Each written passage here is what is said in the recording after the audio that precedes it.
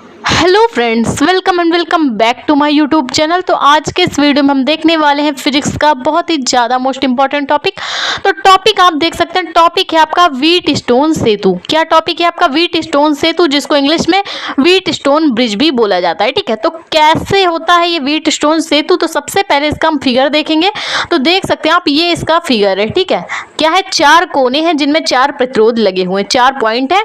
और नीचे क्या है? नीचे हमने क्या किया है? एक बैटरी लगाई है जो कि सेल का विद्युत वाहक बल जिसका E है। ठीक है, और कुंजी एक लगी है K1। और इन पॉइंट्स का जो 4 कोने हैं उनका क्या नाम है? A B C और D।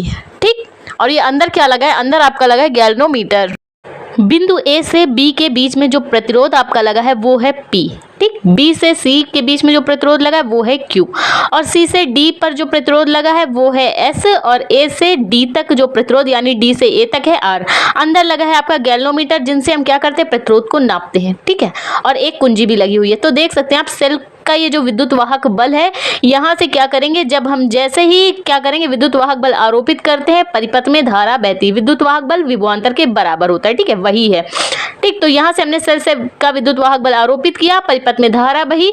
तो देख सकते हैं आप, जो अंदर प्रतिरोध है, तो सबसे पहले धारा कहाँ जाएगी? तो जैसे ही सेल से हमने क्या किया? सेल से विद्युत वाहक बल दिया, धारा गई। तो क्या है? 2 रास्ते हैं। धारा के पास क्या है? 2 रास्ते, दोनों में अलग अलग धाराएं बह रही हैं इस परिपथ में।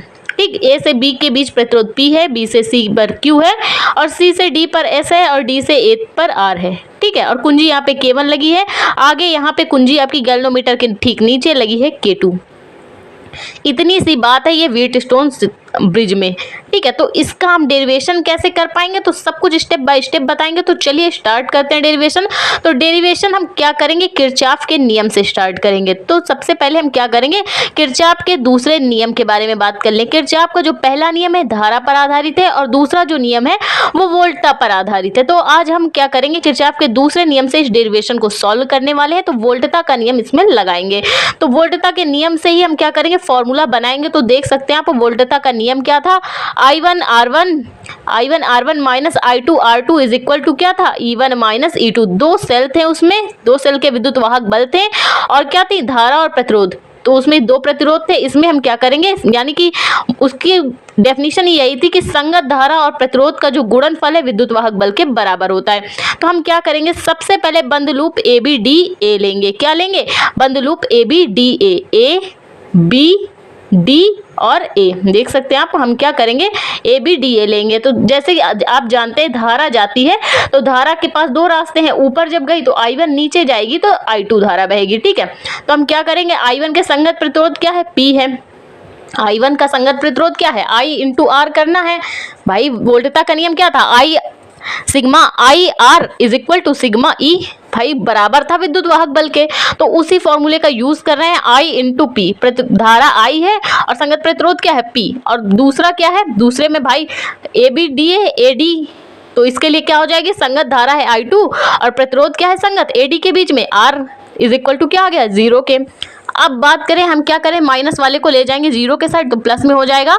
I1P इज इक्वल टू क्या हो जाएगा? I2R। अब इसको हम समीकरण 1 नाम दे देंगे।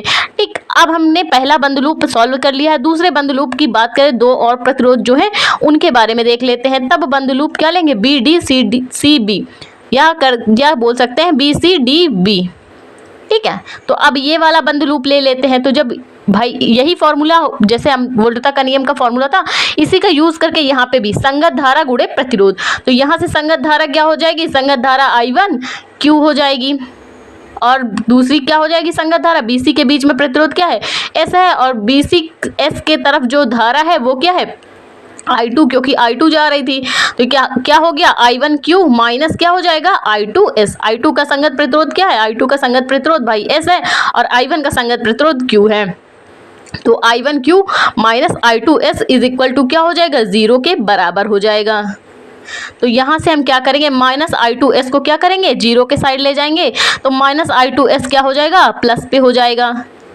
तो ये क्या हो गया? I2S हो गया। इसको समीकरण 2 नाम दे देते हैं।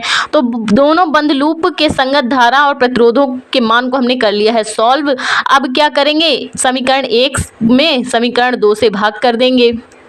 तब हम क्या करेंगे? समीकरण 1 में समीकरण 2 का भाग करने पर